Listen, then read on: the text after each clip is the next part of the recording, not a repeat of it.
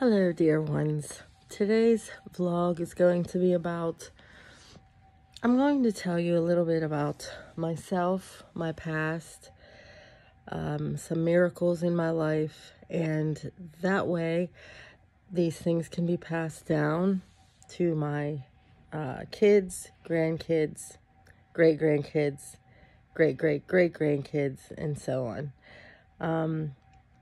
So we'll start with, my name is Angela Marie Matta Glover. I was born 11/15/1965 in St. Joseph's Hospital in Pittsburgh.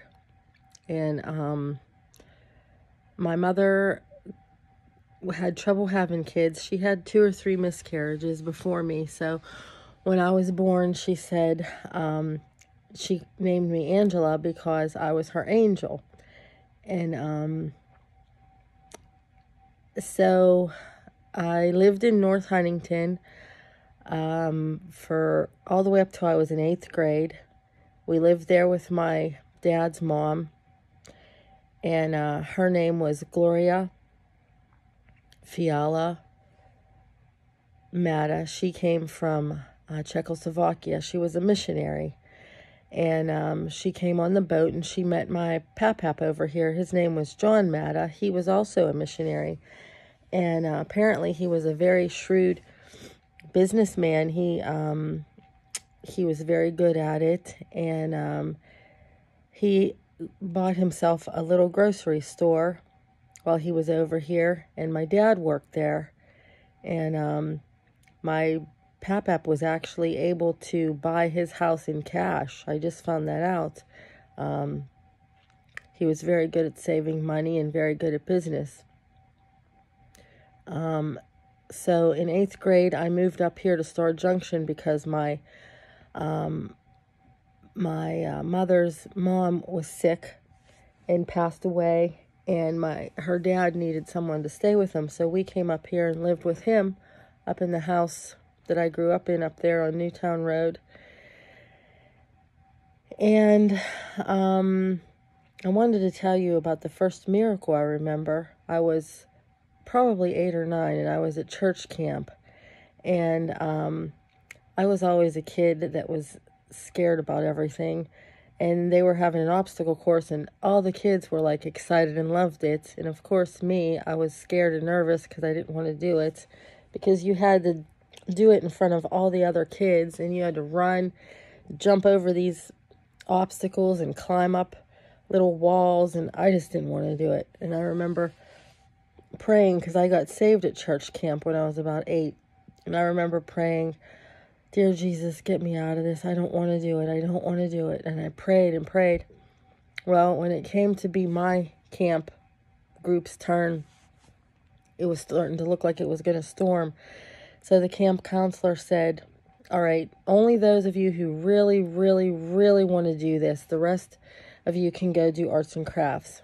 So I went and did arts and crafts, and I remember thinking, man, Jesus heard my prayer, and he answered that, and I was just so amazed. And I don't remember a time in my life when I didn't love Jesus, because he's been with me so much. So, anyways,